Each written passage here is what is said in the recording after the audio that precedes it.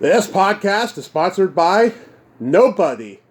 Hey dudes, welcome to Splat from the Past, the only 80s themed horror sci-fi show where things can get totally radical. I am so excited for today's guest because it is Jana Bellan. Jana played Budda, the cute waitress in the immortal classic American Graffiti. She'll be my third guest from that classic movie. She always left such an impression on me as Budda because I love waitresses and I love, actresses who can play waitresses so well. And oh my God, she had a great career in the '70s. She was, also in Six Pack Annie, where she played Mary Lou, the sidekick. She was in the blaxploitation classic Black Heat. She was on so many episodic TV shows, everything from Cannon to Starsky and Hutch.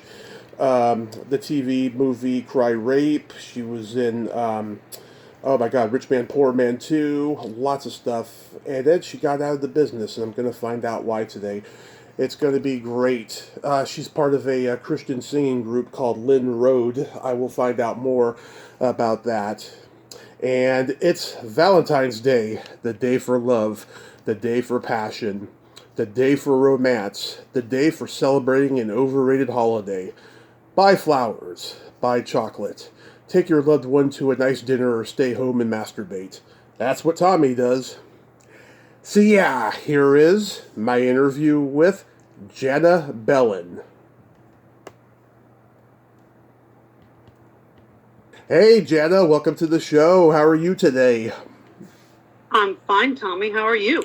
I cannot tell you how thrilled I am to talk with you. This is such a great honor. Thank you so much for finally making the time today. This is great. Well, that's very sweet of you. Absolutely. So, going back in time, did you gravitate toward acting early on in your childhood? Actually, my mom was a dancer in films. She came out from Texas at the age of 17. Met Gene Kelly. Wow. And dated him for a while, and danced in a bunch of films. And she was just a kid with really big balls, this girl, Mm-hmm. And she met John Wayne, and she was best friends with Lucille Ball and Desi Arnaz. And by the time she was 24, my mother finally got tired of the kinkiness of Hollywood. She told me, and she was then, because she was so tired of kinky Hollywood, she decided to go dance in Vegas. Mm-hmm. Because that's not kinky. And she met my dad, mm-hmm. and my dad, at my mother's age, sweet age of 24, my dad was her fifth husband. Do the math. Wow. Yeah. What was her name? I found this out when I was like 30 years old. Wow.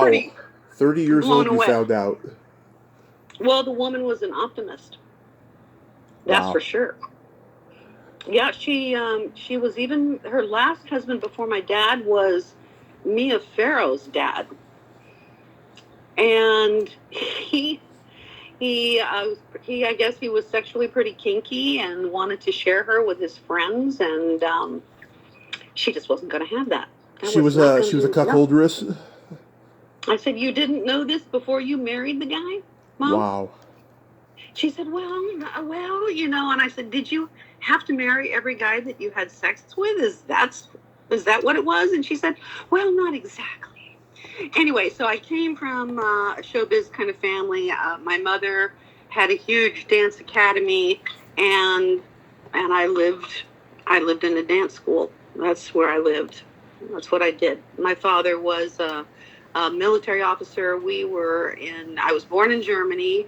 Then we came to D.C., and my father worked for President Kennedy, President Kennedy, and President Johnson. Wow. And I lived my sister and I lived in a dance school. Had my mother been a scientist, I probably would have lived in a lab somewhere, but yeah. She was a dancer. So I was always in show business, always in little theater. There wasn't a moment that I didn't think that I would be in showbiz. In one way or another, our family made our way out to San Francisco, where I finished high school and went to... That's where I'm from. Yeah? Yep, born and raised in San Mateo. Did you hang out in the Haight or the Fillmore? Duh. Yeah. Of course.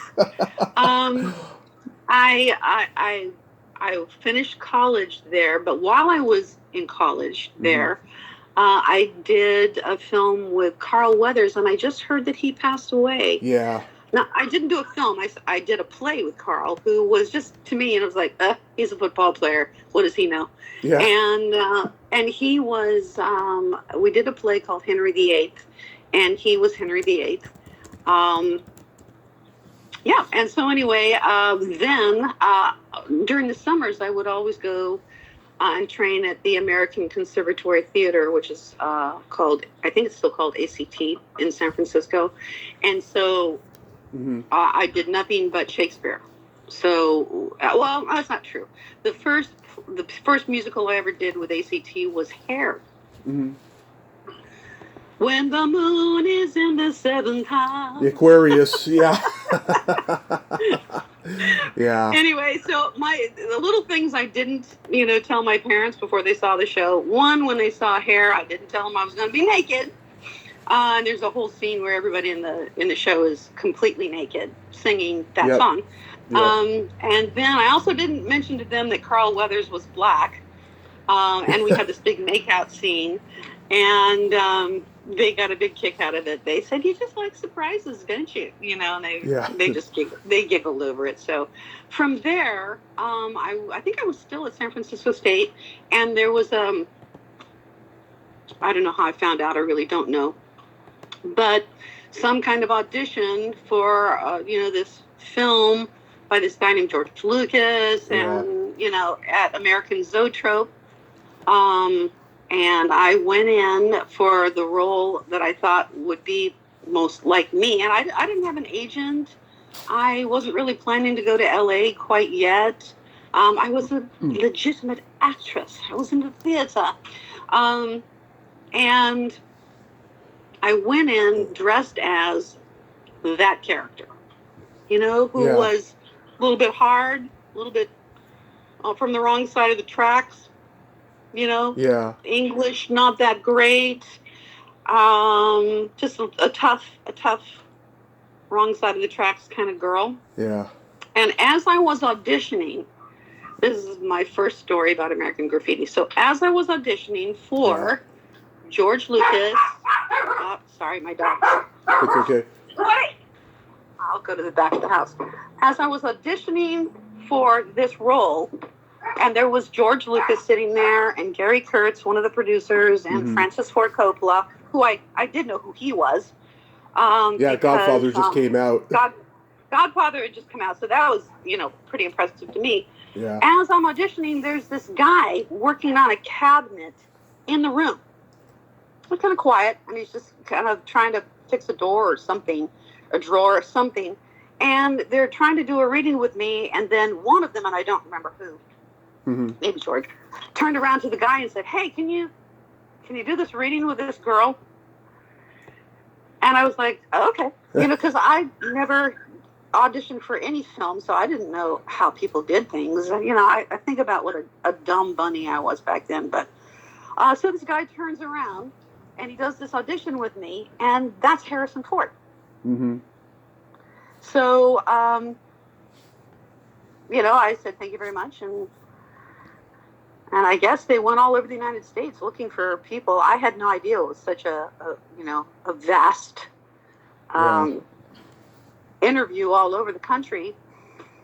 And then they told me I got the role. And that was it. Wow.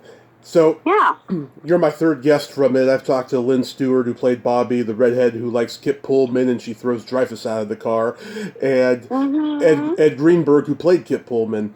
And I was scheduled to talk to Cindy Williams, but she passed just before I could, and I cried for a month because I always loved her in everything that she was in.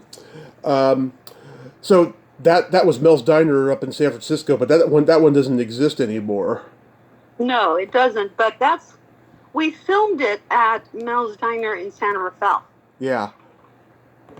And I'm trying to think where the hotel was, where everyone was staying. I lived in Hayward because I was getting another. I have a degree. Well, the first degree I have is in liberal arts, but theater. And then the second degree I have is in art, and I was getting that degree at Cal State Hayward. Mm-hmm. And so I lived in Hayward, and everyone else was from LA, or I think LA. And so they all were staying in the hotel. But to be on the set by 5 o'clock in the morning from Hayward was quite a schlep, considering that we had a lot of night shoots. So I would get home and have to turn right around. So one night, one night, I was trying to find, trying to get a room. And I think at the time I was probably just bloody broke and didn't have enough money to pay for my own room. And the graffiti people wouldn't pay for me to have a room. Yeah. And so I asked Cindy Williams and Candy Clark if I could just sleep on the floor in their bedroom. Mm-hmm. And they said, and mostly Candy, said, no, we have to study our lines. We couldn't have you. She was such, I'm sorry, she was a bitch. She was such a bitch. You could swear all you want in this podcast. Yeah, she was so full of herself. Yeah, she is. Like she was somebody very important, even back then. So I guess she hasn't changed. Nope. And I'm, I'm insulted and wondering what the heck to do, because now it's probably 10 o'clock at night, 11 o'clock at night. And Ronnie Howard says, hey, I'm staying with, I don't know who he was staying with. Maybe it wasn't Dreyfus. It was somebody else. He said, you can have my bed. I'll sleep on the floor. Mm-hmm. And I did. And he was a gentleman. I have never heard one bad thing about Ron Howard ever. No, there's nothing. Yeah. Nothing you could say bad about that man. Nothing. He was a sweetheart. He was a sweetheart then. My guess is he's a sweetheart now. He's certainly immensely talented. So that's one night there. And then the rabble rousers were really Paul Lamette. Yeah. And Harrison Ford. Paul was at first, and then Harrison kind of came in later in the shooting, I think. Yeah. But they, drank every bar dry. Every girl that Paul could jump on, he did, and they all said yes. And he had quite the ladies' man reputation. Yep. To say the least. And I think the whole cast got kicked out of one hotel because of Paul and Harrison, who were throwing chairs out the windows into the pool. Really mature stuff. But back when you're 21 years old, it doesn't seem that far-fetched. Mm-hmm. And so, I had a mild flirtation with Richard Dreyfuss. Yep. And Richard Dreyfuss, at the time, is he still alive? Of course. Okay, well, I know his wife died. I think I heard his wife got very sick and died, and probably. I haven't really kept up on all the cast members at all. I didn't know Cindy was gone. Yeah. That's a shame. But so this is the story, and I want to title the story, Richard Dreyfuss, Please Let Me Explain. Okay. Okay. So it's late one night. Richard Dreyfuss and I have a mild flirtation. Oh, by the way, I live in Hayward with my boyfriend. Yeah. So I'm in love with a guy. But we have this mild flirtation, and somehow I end up in bed with Richard Dreyfuss. Mm-hmm. So we're in bed, obviously no clothes on, and then my character starts to bubble up to the surface, and I say to myself, wait a minute, you're you're already with a guy that you love. Why are you doing this? This is stupid. Mm-hmm. And so that's what I said to Richard Dreyfuss. You know, I live with somebody else. I don't know what I was thinking, but on second thought, this is a really bad idea, and I'm so sorry. Now, he could have not been a gentleman. He could have said, hey, you know, we're more than halfway there, so I'm going to force you to go all the way. Yeah. But he didn't. He was a total gentleman, and I'm sure he was not happy about it, but I got up, got my clothes on. Now this time, and left the room. By this time, it's 2 or 3 in the morning. And I'm thinking, here I am back in the same situation again. I can't get home because if I go home to Hayward, I'll just turn around and come back again. So as I'm walking down the hall, Paul LeMat is going to his room, which is down the hall from Richard. And Paul says, what the hell are you doing here at this hour? And I said, it was a little thing with Richard, but, I'm going to go down to the lobby and see if I can't find a sofa to sleep on. He said, hey, I got 2 beds in my room. Yeah. There's 2 queen beds. And I said, no hanky-panky. Don't get any ideas. I'm not taking my clothes off. I didn't say, because I've already done that once tonight. I didn't say that part. I just said, I'm not taking my clothes off. I'm not even getting under the sheets, but I will accept your extra bed. And he said, fine. And we had a short conversation. I think he talked about his dad being a boxer. And, we talked a little bit about our lives. And we went to sleep because we needed to sleep. Yeah. And that was it. That's all that happened with Paul. Paul was a gentleman. So the next morning, I get up. And as I'm walking out the door of Paul's door, Richard walks out of his door at the same time. Mm-hmm. And he sees me. And of course, you know what he thinks, because how could he think anything else? And I wanted to say, this isn't what you think, but it wouldn't have made any difference. He wouldn't have believed me, because every girl was falling over themselves for Paul LeMat. He was so handsome, so sexy. And Richard Dreyfuss was just kind of, this sweet, chubby little Jewish guy who just wanted to get laid, so, and so I couldn't say anything. There's nothing I could say or do. So now skip to the screening of the film. Mm-hmm. So everyone in the cast is there, George and Gary Kurtz and Coppola, and they're all there. And me, not knowing, what Hollywood cool was, I thought that if you were an actress, you should dress like a little starlet. So I had on this outfit that was like hip hugger, palazzo pants, white. The whole outfit was white, with a halter top where there was a little space in between the top and the bottom of the top and the top of the pants.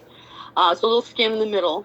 My hair pulled back in a chignon with gardenias, white gardenias all along the side. So I looked like an old-fashioned 1940s starlet. Yeah. Yeah. I didn't know that everyone else was going to come, like Kurt Cobain grunge, and they all had on raggedy jeans and flannel shirts and looked like they were, just finished gardening the South 40 to me. And that probably was offensive to them. I have no idea. But I went with Gino Havens. Do you know who he is? No. Okay. I'm going to kind of go back and forth. Gino Havens was the actor's coach. Okay. Because George was so shy. Oh my God, he could hardly look me in the face. And he kind of, talked real softly and wasn't very forceful. And I mean, like a timid guy. Uh-huh. So he hired Gino Havens. And Gino Havens, by the way, I can't imagine that Gino is alive now, because Gino had a disease that was, I don't know what the name of the disease is, but it has to do with brittle bones. Okay. So every one of his bones had been broken multiple times by the time he was, like 10 years old. And he was maybe 3.5 feet tall, maybe. Very bowed legs, walked with a cane, with difficulty. God only knows his life must have been in such pain. But he was such a sweet man. And he asked me to go to the screening with him. I lived in Marina del Rey, and he lived in Venice, so he picked me up, and we went. And so now we're at the cast party, and I'm leaving with Gino, and my hand is in George Lucas's hand. He's shaking my hand, and he's saying, I'm saying to him, and Gary Kurtz is right next to him, and Coppola is right there too. And I'm saying to all three of them, this was such a pleasure getting to work for you. Thank you so. And right in the middle of that lovely sentence where I was making a very graceful 1940s starlet exit, Richard Dreyfuss, who is smashed. This is at the top of Monty's in Westlake. So, I mean, the Monty's restaurant that, I don't know if it's even there anymore not Westlake, in the town that's right next to UCLA. Westwood. Westwood. Yeah. Westlake, in Westwood. So we're at Monty's in Westwood, and I'm saying, thank you so much for the, and in mid-sentence, I have to stop because screaming at the top of his lungs at the back of the restaurant, because the whole place is filled with cast and crew, he's staggering up to the front, and he says, he calls me the B word, he calls me the C word, he called me the alphabet words, and I've never heard anyone call me a see you next Tuesday, not ever. At that point in time, people there didn't even use that word, and my mouth just hung open, and I can hear little Gino on the side of me saying, if you cry, I'm going to kick you in the ass right now. So don't you dare cry. And so I'm sort of gripping George's hand like, don't let go of me because I think I'm going to fall. And Richard just goes on and on and on. And, of course, everyone stops what they're doing, and they're looking at Richard, and who is he screaming at, and what is he talking about? And he's talking about me. So that everyone can hear, and eventually he runs out of energy and stops, and I, finish my sentence as carefully as I possibly can without stuttering and stammering, and I thank you so much for this amazing opportunity. I'm going to go now. Yeah. And I know what he thought, and I know, because it was, anyone would think that because of what he saw. It wasn't what happened at all. And I would like someone, the only one that could corroborate this story to him would be Paul LeMat. Yeah. I didn't even think of it. Why didn't I get Paul to explain it to him? Because he wouldn't ever believe me. But, since then he became a really big star, and he could give a shit what happened back then. But I bet you if you said, remember the hallway in that hotel in American Graffiti with Jana Bellan, he would go, oh yeah, I remember that one. Because you don't remember that kind of, you don't forget that kind of humiliation. Yeah. Nor will I ever forget it. Nor will I. Because that was just like, wow. Were you there when Dreyfuss got thrown off the balcony? That's a famous story. No, I don't remember that. I remember chairs being thrown off the balcony, but I didn't know Dreyfuss had been thrown off. Yeah, LeMat and Harrison Ford took Dreyfuss, threw him off the balcony into the swimming pool, and he cut his forehead on the edge of the pool when he was going down. Oh shit! Yeah. Wow. Well, he, he's a wonderful actor, and one of the best. I have nothing but respect for him. But we were stupid kids back then. Did you have any scenes that were cut from the movie? I don't think so. No. Yeah, I you think had two everything. very memorable scenes in the movie, and this started my fetish for waitresses. I used to go to Denny's a lot when I was like in my late teens, early 20s. I was such a flirt. looking looking for slutty waitresses. Yep. Well, that I was, and maybe because I played that part, I went out with. Oh, I went out with. I remember I went out with Charlie Martin Smith once too, and I went out with Bo Hopkins. And my date with Bo Hopkins was interesting. It's sort of, but not really. I think every woman has probably experienced this before, and every woman can go like, yeah, been there.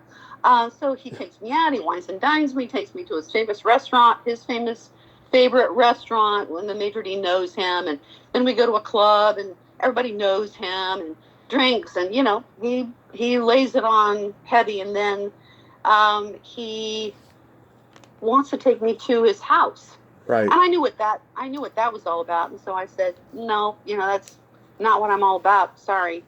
And that so far so good. He drives me up to my apartment in Marina Del Rey.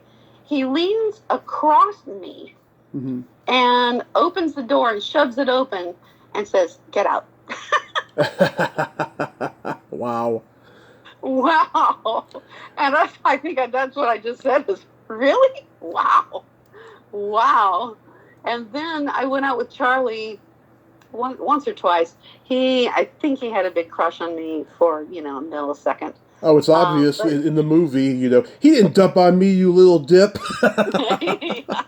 Yeah, he had a crush on me, and he took me. By that time, it was well after Graffiti was over with, and he took me to meet his family in, I think that would have been Woodland Hills. Yeah. Because to me, it was like bumfuck Egypt. It was so far away.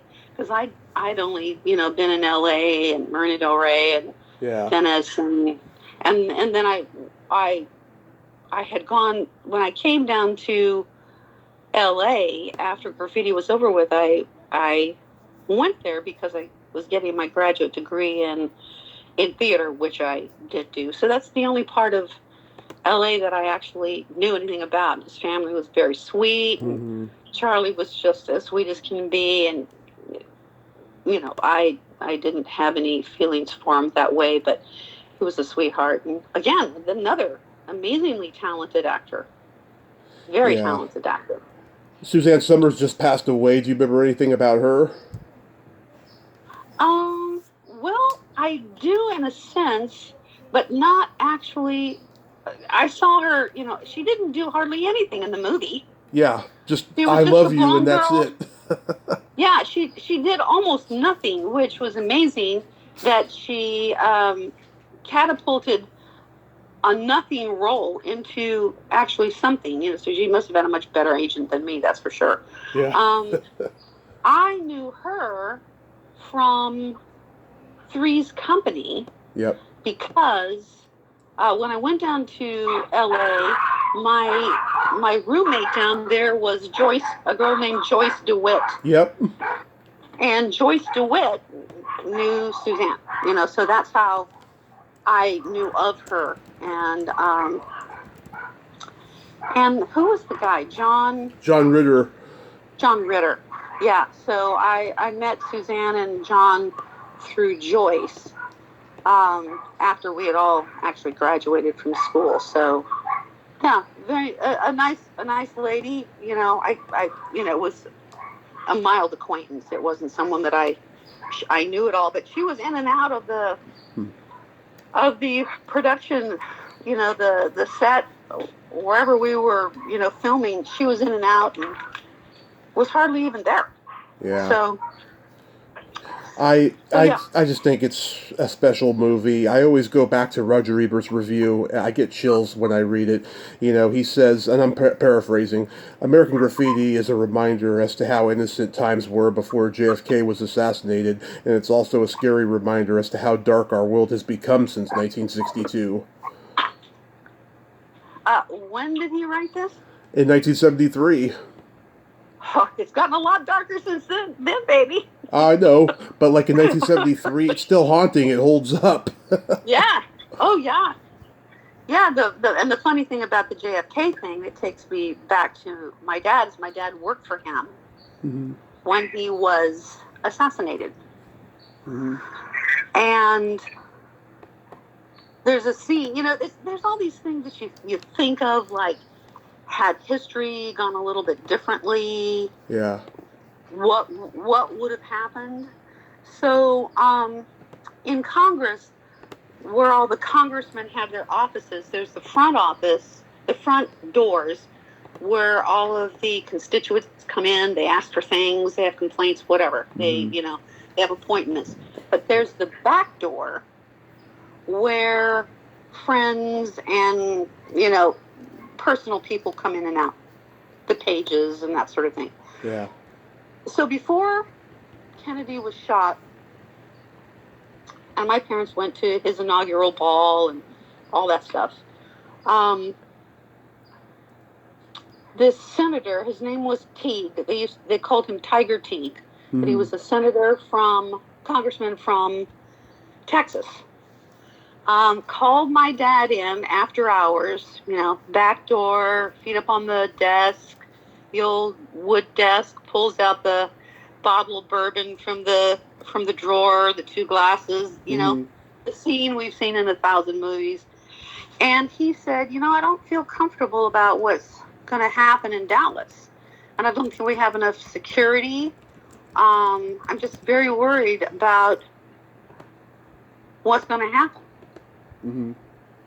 And my dad said, well, the Secret Service has done all that they normally do, so things should be fine, right? Yeah. Okay, so that's cut with that scene right there. So my father, who is also a pilot, all pilots that maintain their pilot's status in the Air Force, they get paid extra for that, but they have to fly across the United States and back. I don't know how many hours that is, but they have to put their hours in every month. So my dad and his co-pilot, Roscoe, perfect name, they fly to Vegas, and then they fly back to, I think it's Brownsville, Texas, which is a little tiny town right on the border of Mexico.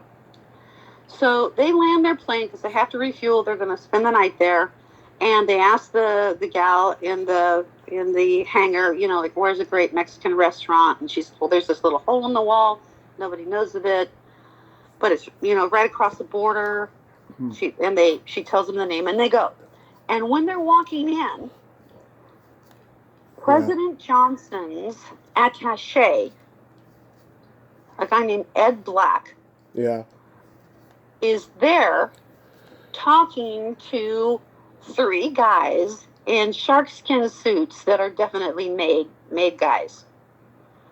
And Ed looks up at my father, like he wouldn't expect to see my dad in a little hole-in-the-wall Mexican restaurant that nobody goes to. He looks at my dad and gives him a little hands across the neck like, you don't know me.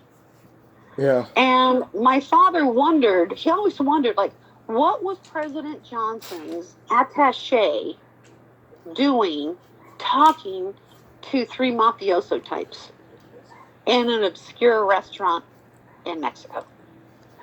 Yeah. And I said, Dad, didn't you ever put these things together? Didn't you think about this?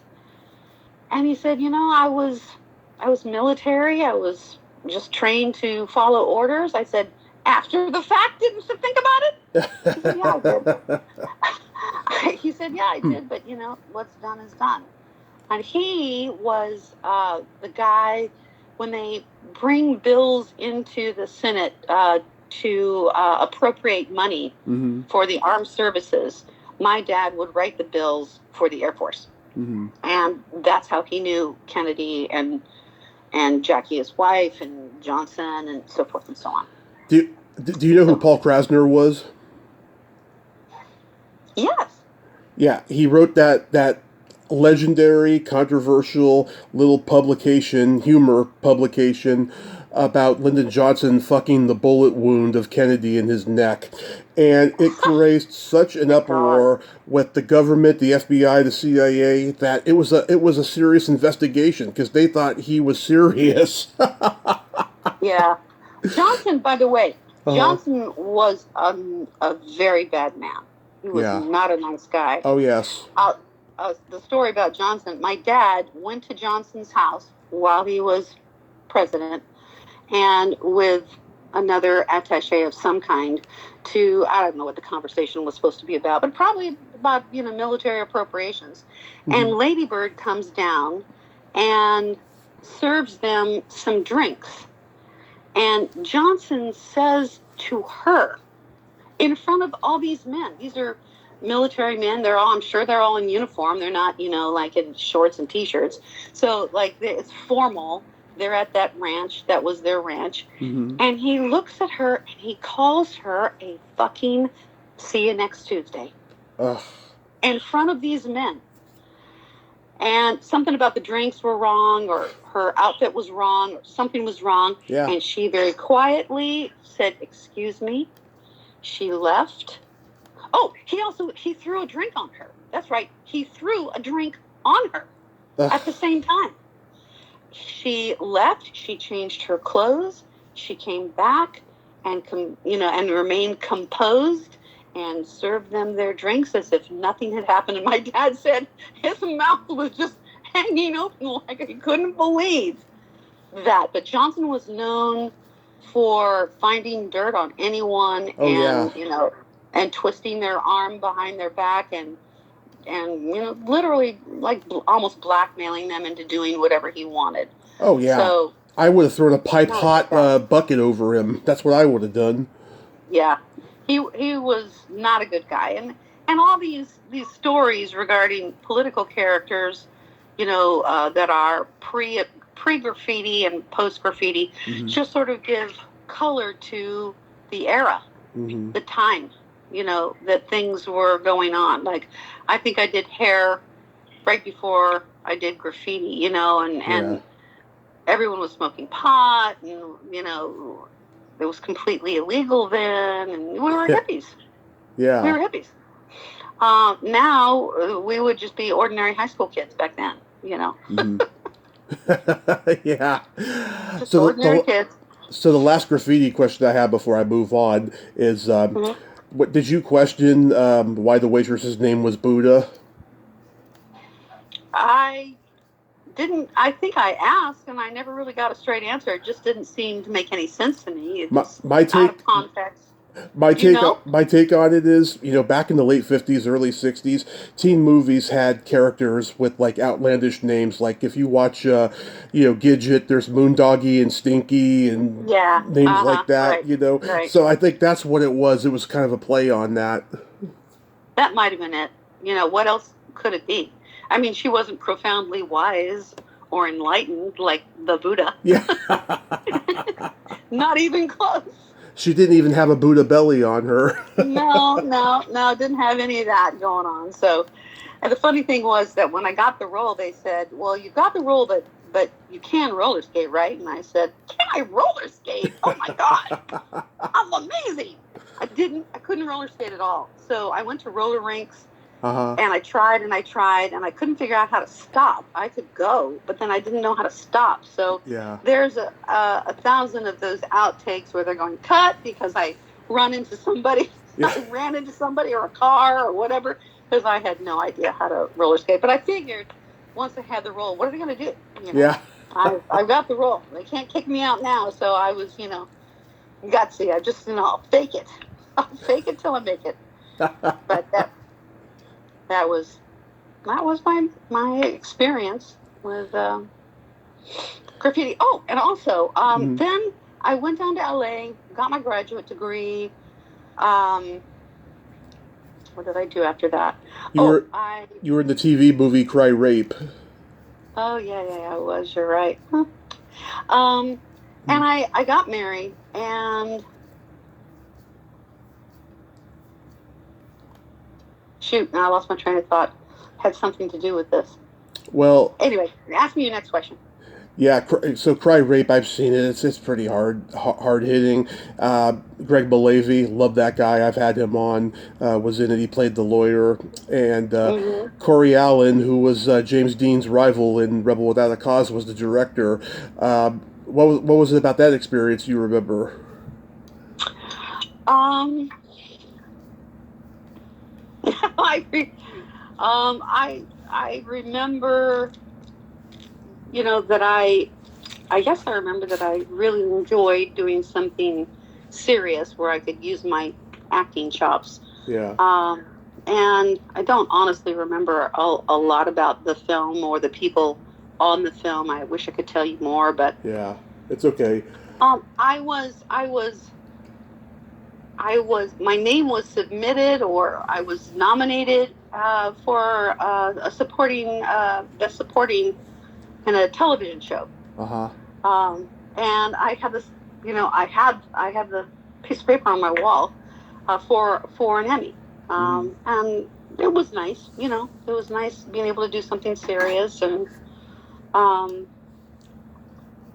it wasn't a big role, but it was the first time I had done anything that wasn't Shakespeare, um, that was serious. So I enjoyed doing that. Yeah, I mean, Andrea Marcovici, I think it was one of the first things she did on camera. She's so talented. And that scene And where you. Oh, go I ahead. remember, yeah, she was not very, she was very Candy Clarkish. Yeah, I've heard. She thought she was very special. Because she And comes from Broadway, that's why. I remember the makeup artist putting Yeah. some kind of glossy stuff on her shoulders so that she would glow, Hmm. and I was just like, oh brother, because she didn't. I've just been used to, in my experience, when you work on a theatrical or dramatic piece, Yeah. you're a company of people that work on it together. Hmm. But no, she was a star. Didn't want to talk to any plebeians like me. Um, yeah, there's just kind of a snotty bitch. No Okay. offense. Sorry, Andrea, but you were back then anyway. Let's see. Sure. You guest starred on the FBI, and a couple people I know are in this episode: Belinda Bolaski and Randall Carver. Anything you remember there? Well, it was the first thing that I had ever done on television, Yeah. and what was his name? The main Ephraim actor, Zimbalist. Ephraim Zimbalist Jr. Right, Yep. and I ran into him. I can't remember somewhere, but I told him, and it was years later, a decade later. I said that doing the FBI with you was the first television show that I'd ever done, and I was all nervous, and you were so nice and so kind, and he Hmm. was just very charming, he was a very Yeah. nice gentleman. Um, and while I was doing that, uh, there were billboards along Hollywood Boulevard that were the Marlboro Man. Do you remember that at all, or do you? The marble ads. Yeah, I remember them. No, not the Marblehead, the Marlboro Man. Yeah, yeah. That's The Marlboro cigarette ads, right? yeah. Yeah. Anyway, so every time I was with my agent going down Hollywood Boulevard, I go, oh my God, that guy, oh my God, is he gorgeous? He's so gorgeous. And I would just like be an idiot over this guy who happened to be Tom Selleck. Hmm. Um, and so he invited me to the Universal Studios cantina one day to have lunch, and we're sitting down, and then there was another agent that came by, and this other agent sat down, and I said, so what's going on, guys? And they're kind of grinning sheepishly, and they said, well, my client is going to come and join us to have lunch with us. And I was like, well, that's nice. And then Tom Selleck walks in. And he just like at that, oh my God, he was a beautiful young man. Oh my God, well, she's just stunning. And he's walking up, and I'm gripping my agent's arm. Oh my God, there he is. It's the barber, man. It's him. It's him. And he's walking toward. Oh my God, he's sitting down. Ah! And I'm a chatty person that I've never been ever lost for words in any way, shape, or form, not ever. And I think the whole entire lunch, I was just like, and he was so beautiful. And he lives in Westlake. I think he and his wife, their kids went to Lorena High School in Thousand Oaks the same time my kids went to high school in Thousand Oaks as well, or one of my daughters.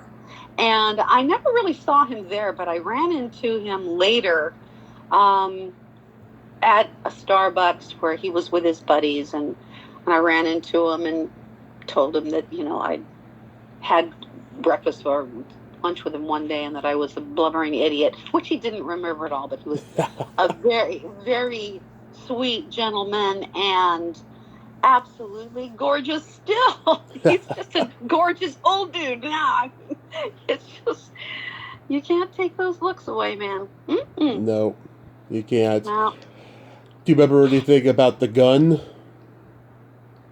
The Gun. Not a thing. That's one of John Badham's early directing shows before he got into movies. Yeah, I saw you on Moving On YouTube. Yes. Michael Parks, right. Claude Akins, Frank Converse, Gary Lockwood, Patricia Quinn. What a great cast. There was a guy, Hoyt Axton. Axton. I think he was on it too, and because of Hoyt Axton, that I married my first husband, because Hoyt Axton said he was doing some tracks at A&M Records, and he said, "Do you want to sing background?" I was like, "Yeah, sure." I don't even know what a background singer is, but I'll do it. Yeah. And I can sing, so. So I went, and I was with a bunch of people, so there was really no pressure on me at all. So there was 5 or 6 of us, and we sang background, and it was fun. And the guy who was producing him was a guy named Snuffy Garrett. Yep. And Snuffy, Snuffy? Cannonball Run. He did the music for those movies. Yeah. So yes. So all the Clint Eastwood stuff. So Snuffy introduced me to his partner, who was a guy named Bud Dane. And Bud Dane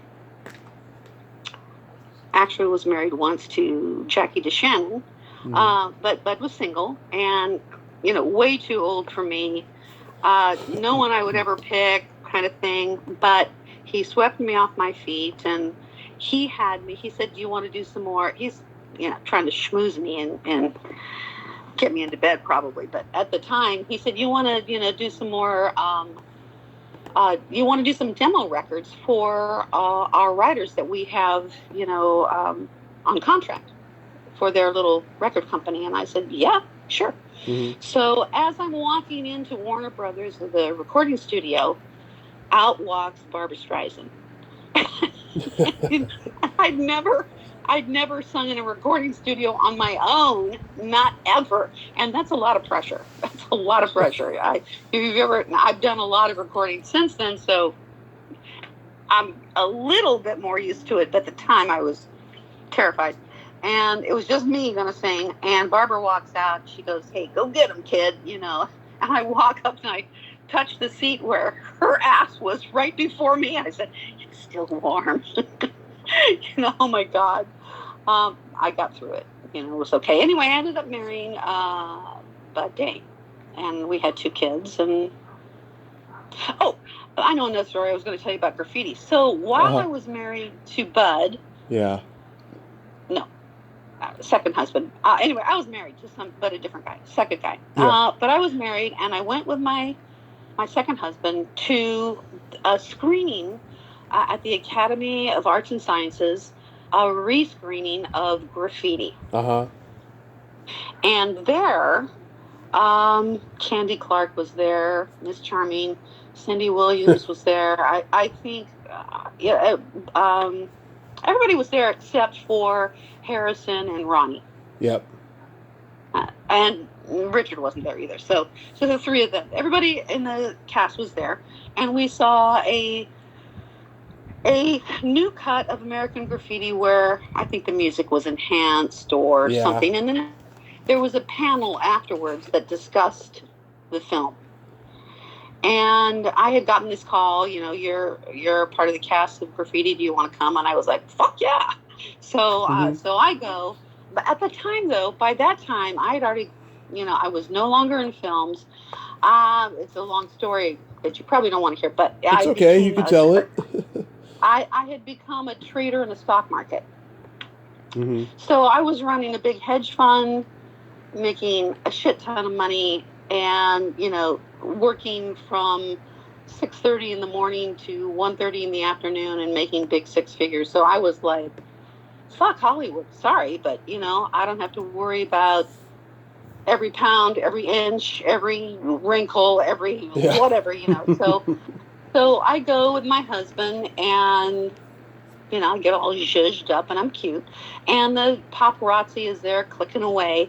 And I can hear all of the other cast members behind me, and they're talking about, they don't know where their next gig is coming from, kind of thing, Yeah. And I thought to myself at the time, thank you, Jesus, that somehow I fell into something that wasn't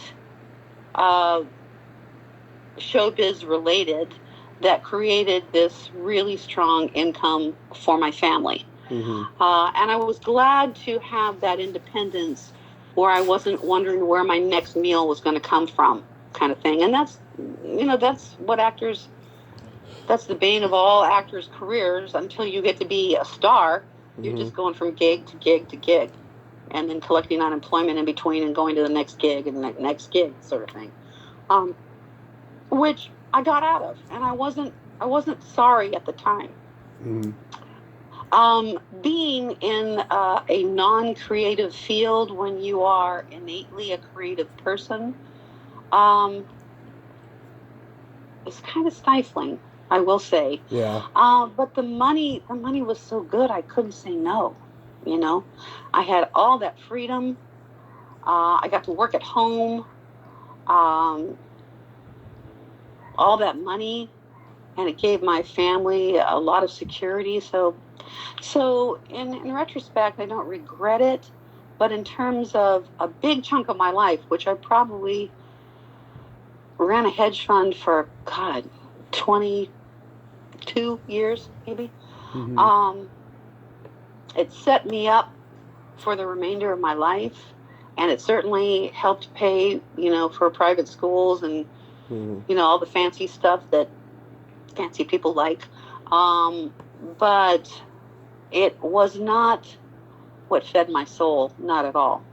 So anyway, after the film, George is up there with all the cast members. Not me, though, for some reason. I was in the audience. And everyone's answering questions, and, it was a nice, question and answer thing. And then I went up after it was all over, and I just wanted to say hi to George. And he said, I remember you. Whatever happened to you? You fell off the face of the earth. Mm-hmm. And I said, I went to live a fairly normal-ish life. And he goes, you were really good. You should have stuck with it. And I thought that was very sweet of him to say that. Yeah, I agree with him. I thought you were very talented, Jana. That was very sweet of him to say that. He didn't have to say that. He could have just said, "Oh, whatever, sucks to be you," But I agree. I agree with him. You were, when you played the sidekick Mary Lou in Six Pack Annie, I was just like, oh my God, how did she just not stick with it? She is so funny and so talented. In looking back, if I could do it all over again, I had 2 great kids from my first husband and 2 amazing kids from my second husband. So no regrets, none whatsoever. But I look back and I think I wouldn't have had the same life. I don't know that I would have had the courage to, have no money whatsoever and have a bunch of kids. And in acting, you never know. But I look back and I think I should have stayed with it. I should have gotten better representation maybe. But certainly I was talented enough. If I just, stuck it out, I should have done it. I probably just wasn't driven enough to do it, honestly.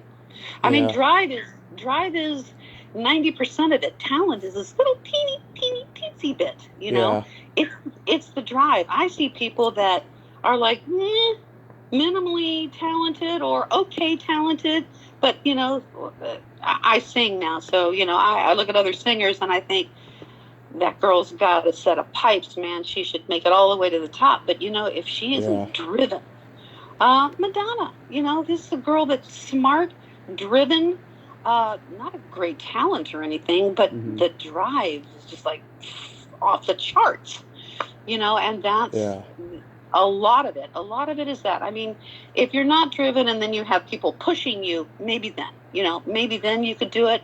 But I didn't really have the drive. I think that was probably it. I had the talent for sure. I had the credentials, all that American Conservatory Theater stuff behind me, and graffiti and commercials, and I had a good beginning for a young actress. A pretty good beginning. I could have, with a little encouragement and push, maybe some better representation, I might have gone a lot farther. I don't know, but they're great memories, and that's the most important part. It is. That I look back and I'm happy with those memories. But if you ever run into Paul Lamette, could you ask him to talk to Richard Dreyfuss and just tell him that I'm really sorry about that? That was he was a gentleman. Paul was a gentleman, and the perfect storm got set up where Richard looked at me and thought that I was a piece of crap, and I wasn't. I really wasn't. I didn't do anything wrong. Oh. In case you run into Paul, just saying. I don't know if I will, but I'll definitely pass it along if I do. So yeah, I mean, what was it like working with Lindsay Bloom on Six Pack Andy? Lindsay's a character. This was before she did the what were those girls called with Dean Martin? Oh, the Gold Diggers. No, maybe she was a gold digger before this film, but she was a ballsy, tough, a little potty mouth kind of girl. Yeah. But a heck of a lot of fun, and it was fun. It was fun doing that role because, not only just because it was fun being her sidekick, but it was fun because, one of the stuntmen was the son of one of the stuntmen that my mother knew in her day. So it was kind of like this, this legacy of the same people. It was, I'm trying to think of the name of the family, because in the stunt world, they're like the bomb. They're the guys with all the history. And it's a whole family of brothers, uncles, that kind of thing. So I got to meet him, which was really cool. And Lindsay and I hung out quite a bit after that. And then she got married, and we kind of just lost contact. Don't have any idea where she is now. Yeah, I do know she's on Facebook, but I haven't reached out yet, but I might. But, oh my God, you have a beautiful singing voice, and you do sing in this movie, and you have that imitation Playboy bunny costume, but it's mouse ears. Actually, after that, I did work. Was it before that or after that? I did work for the Playboy Club. It was before that. Before that, somehow, I was a little hustler, because Playboy was looking for waitress bunnies, and I wasn't old enough. I think I was 19. Yeah. I wasn't 20 yet. And to be a waitress serving drinks, they wanted everyone to be 21 years old. I just lied and said I was, and nobody checked. And I had this lime satin, kind of like a swimsuit, and it was padded in the tummy.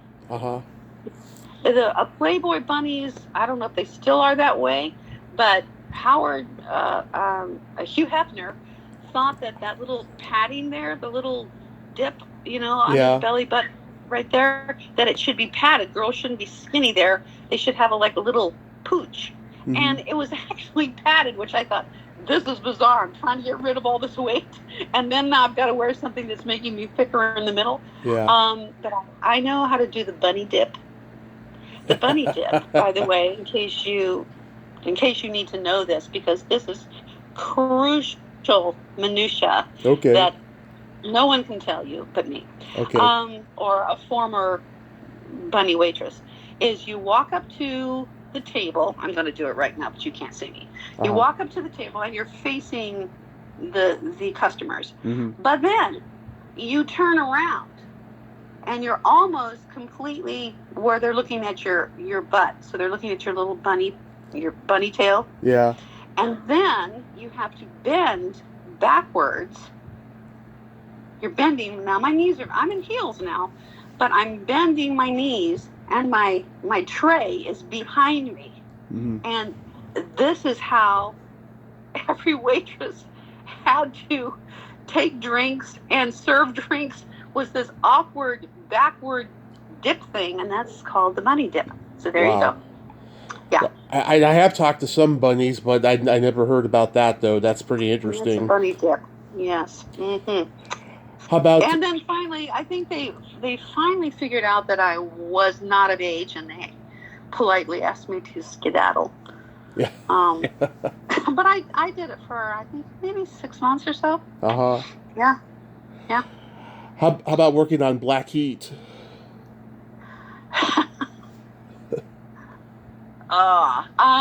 Russ Tamblyn. You're digging up some shit there. Black Heat, was that it was Russ Tamblyn and God, who else was in it? Yeah. Jim Bohannon. I'll look it up. Timothy Brown, Jeffrey Land, Regina Carroll's in it. Yeah. Yeah. I just remember one scene where they actually used the set. It was a real apartment. It wasn't a set. It was a drug dive apartment. Mm-hmm. And there were actually bugs in the sofa. Yeah. I got bites all over me from sitting on this sofa because they used the real thing instead of building a set. Yeah. Anyway, that's really all I really remember of that. I remember you kiss a girl in a scene. Yeah, I do. You're right. Yeah, she's trying to persuade you to spill the beans, and she gives you a kiss. Yeah. Mm-hmm. Was it a good kiss or just a kiss? It was a brief, but it was a nice kiss, I thought. Okay. Good to know. We recently lost David Soul. Do you remember being on Starsky and Hutch? Yes, I do. Yeah, was that fun? Yeah, it was. It was a lot of fun.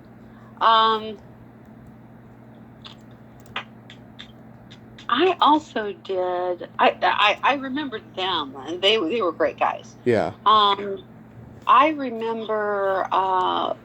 Don't remember much about that episode at all. I do remember doing. There was a pilot that I did, and that was really digging up stuff. It was a pilot called Serpico. Oh, the Serpico pilot with David Burney, right? Yeah. Yeah. Yeah. And didn't go anywhere, but that was going to be my big break. And it didn't happen, but I did more than I thought I did. Oh, yeah, you were on Canon. You're bringing up your... Yeah. You were He on was Rich Man, hilarious. Poor Man. Wow, Barnaby Jones. You're right. I did more than I remembered. I'm pretty impressed with myself. I I actually fell into went. a whole lot more. I went on YouTube and I saw that one Barnaby Jones you did where you were a painter. Oh my God. Honestly, I had Mm, a lot of these that you're mentioning. yeah. I hadn't thought about in so long. I don't think I really remembered until you've mentioned them that I was in these films. Now today, when an actress is an actress, Hmm. you probably keep clips and copies of everything that you have Yeah. as part of your repertoire. But back then, once it was done, boom, gone, on to the next thing. There were no film clips that I kept, or that most people could even get a hold of. Hmm. Now I think everyone has a copy of everything they've ever done as part of their portfolio, but I didn't back then. Well, the No. last movie you did was Kings of the Hill, and I was trying to look for it on YouTube. I couldn't find it. I couldn't even find a trailer, and there's nothing much written about it on IMDb except it was directed by Edward Dmytryk's son. I don't. I wish I could tell you anything about it, and I don't remember it. It's okay. I don't remember it at all. I mean, I remember the name. I remember that I was in it. Hmm. What it was about, what the episode was about, what actors were in it. Hmm. Not so much. Well, getting back to your singing, tell me about Lynn Road. Man, you dig up some stuff, don't you? I Well, do. you're a good digger. Thank you. So my when I moved to Thousand Oaks with my second husband, Hmm. my first husband was killed in a car crash. Not a car crash. A car. He was walking across the street in Sherman Oaks, and he was killed. Wow. Yeah, that was abrupt and shocking and awful. My second husband is alive, to my knowledge, and I'm no longer married to obviously the first or the second. But we moved to Thousand Oaks, and he's Catholic, and he went to this church. And I'm not Catholic, but I saw that he was just so happy. He was just connected and happy with the community, and all I was doing was working my ass off, as a trader, and just make money, take care of kids, make money, take care of kids. So I thought, well, maybe there's a music program at the church. Maybe I could sing. Hmm. And they were just changing directors there. And the director that they changed, the old director left, new guy came in. New guy was a guy named Kevin Stoller. And Okay. Kevin Stoller had just moved from, not Scottsdale, maybe it was Scottsdale. Uh-huh. Scottsdale, where he was Snuffy Garrett's partner. Uh-huh. Snuffy Garrett was my first husband's partner. Hmm. So when this new guy, Kevin Stoller, and I, got together, he said that he used to, work with a guy named Snuff Garrett. And I said, you mean the Snuff Garrett who's married to Yolanda with his kids, I named his kids' names and everything. And he said, yeah, how do you know him? And so we had a lot in common is what I'm saying. And I didn't really want to do traditional church music. I really wanted to do more pop Christian music. Hmm. And he's a fabulous arranger. He was working for he's not Catholic either, but he was working for the church because every musician needs a bread and butter job, which he's done a very good job of that job for 20 plus years now. Hmm. But we started to collaborate, and we became writing partners. And so we've written a lot of songs and done a lot of concerts and have an album out and that kind of stuff. It's all, Christian music. Hmm. But the cool part about singing in a church is, because I've sung in a lot of bars, you sing in a bar and no one's paying attention to you, and they're probably, some of them are two sheets of the wind, and they're not totally like, they don't care really if you're making a lot of noise or not. And you sing in a church, and what you do know is that the people that are coming into the church are looking for something to inspire them, so that they can feel closer to their God. And so that's the part I do like. I like the fact that you have an audience that is they're trying to be inspired. They're trying to be better. They're trying to connect with their God, whatever that is, for them. And if my singing and my words and our music can help get them there, then kind of like that's an amazing feeling, an amazing accomplishment. And I sing with two other girls, a girl named Jody Bruno and another girl named Georgina Sobrero. And the three of us have these absolutely super tight, amazing harmonies, a lot of which Kevin arranges. So we not only do our own original music that I have done as the lyricist, and Kevin has done written the music and the arrangements, but we also do things that have never been sung that way before. Like stuff that you would have heard of before, like Bridge Over Troubled Water or Amazing Grace, and that kind of stuff, because our harmonies are just like sweet. And the wonderful part about that is that it has given me a renewed sense of artistic purpose. I'm never going to get rich off of this. Maybe I will have influenced someone's life for the better, or not. But it's something that I know is excellent. And I can't imagine not having that in my life. As an artist, I'm making full circle, but as an artist, when you're born with this, it's a blessing and it's a curse, because you have to get it out somehow. If you don't get it out, it'll just tear you up inside. You have to either, if you're too fat or too old to dance, then you gotta build a garden, write a book, do something, paint a painting. You have to get that out. It has to flourish in some way. And without that, I don't think the artist really has true purpose unless you have that. Right. And it doesn't mean it'd be great if I made $1 million doing this, but I'm not gonna. And that's really. And someone told me when I was talking to a professional writer about a book that I was wanting to write, and I only have about 10 books that I wander around in my head, and God only knows if they'll ever come out. And he said, "Well, listen, girl, you have to do this because you have to write. You're going to write this story, this book, or whatever stories you want to put down on paper, but you need to do it because you just have to do it. Whether it ever is, makes you money or gets an award or, gets an Emmy or a Grammy or a whatever, you have no idea. And if you're doing it for that end goal, you will fail. You have to do it because you love it so much that you can't do anything else."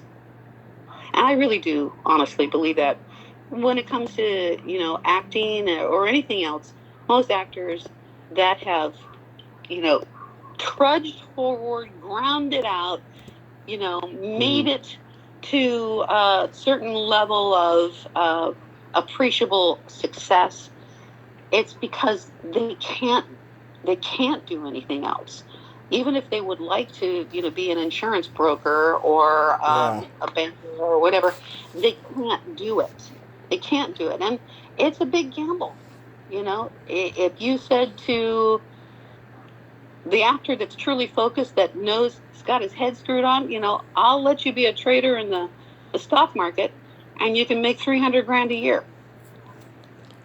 Wow. In the 90s, or you can work at Duke's and, on the side and get whatever gigs you can get, but you're going to follow your career.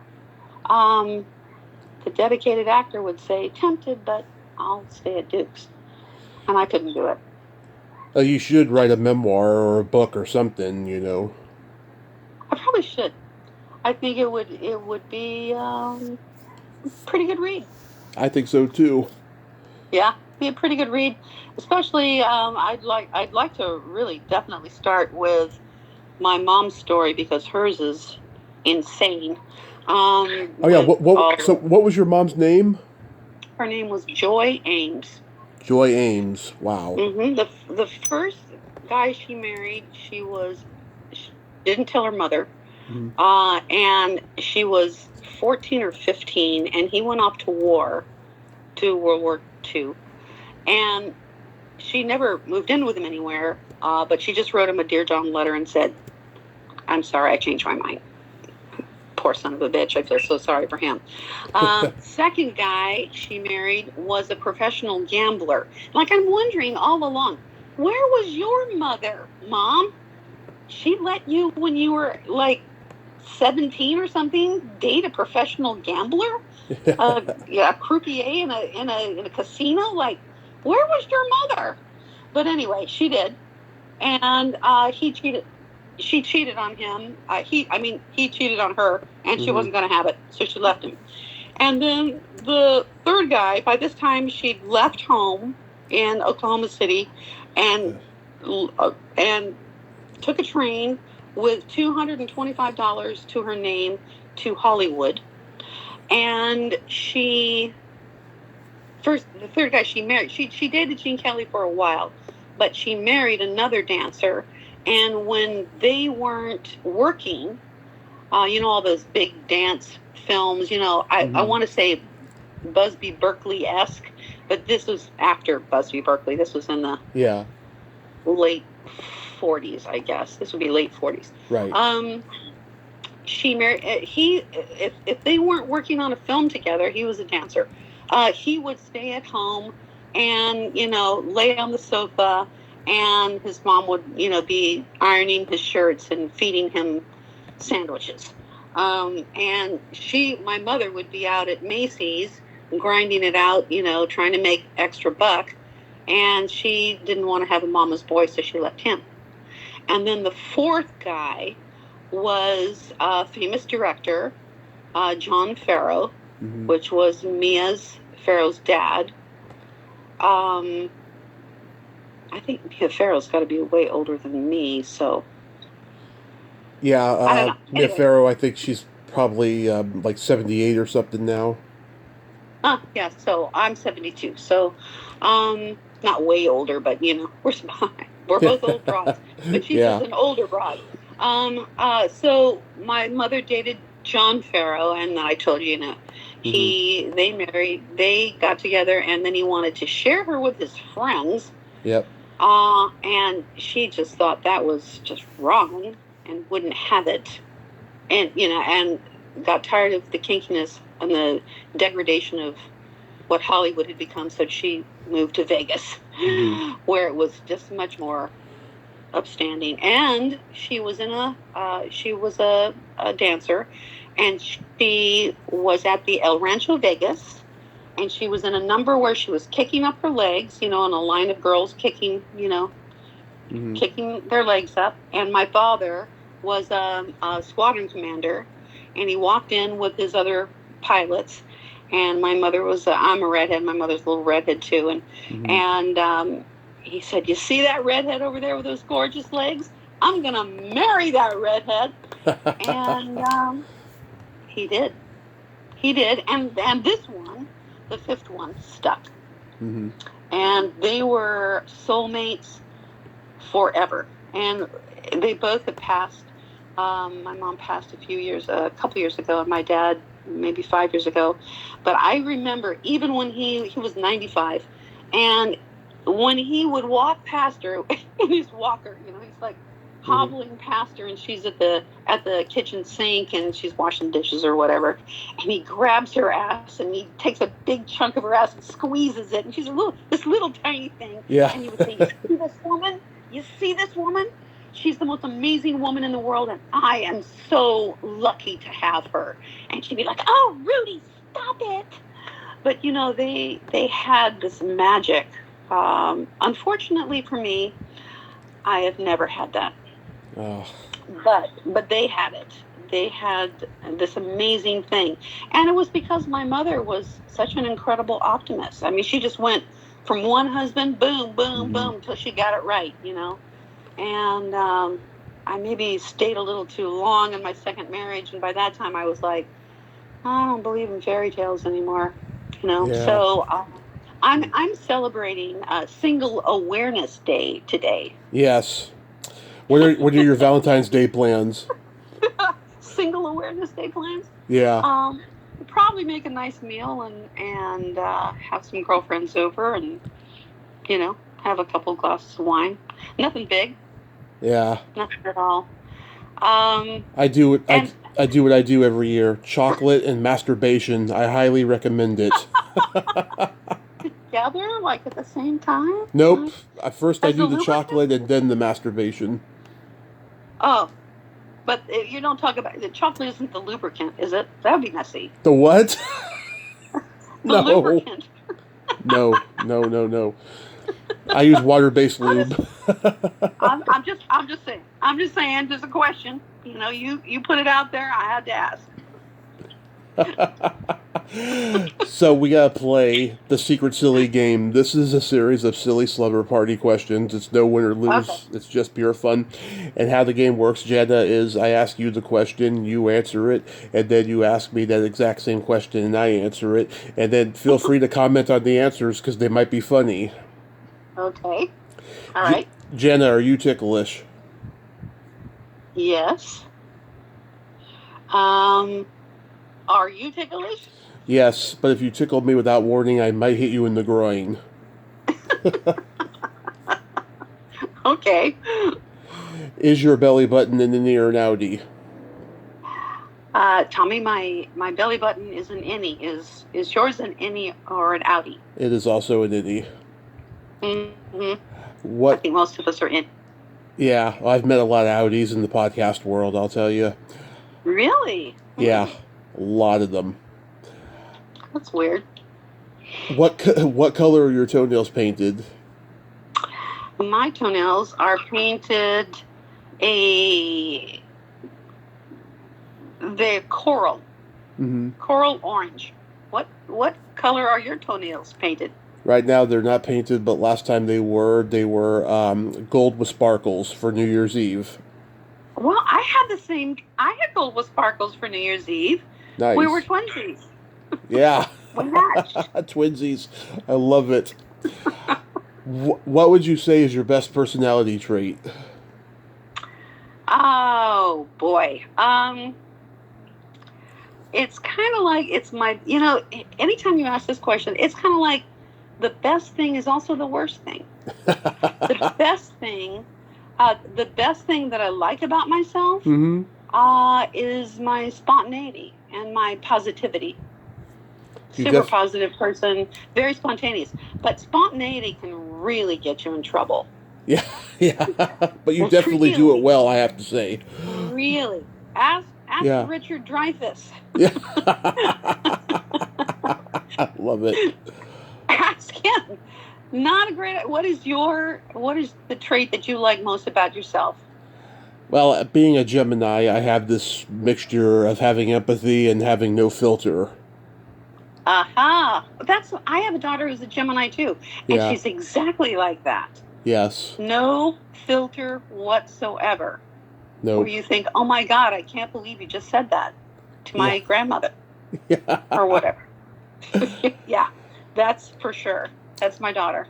If you could have anything named after you, what would it be?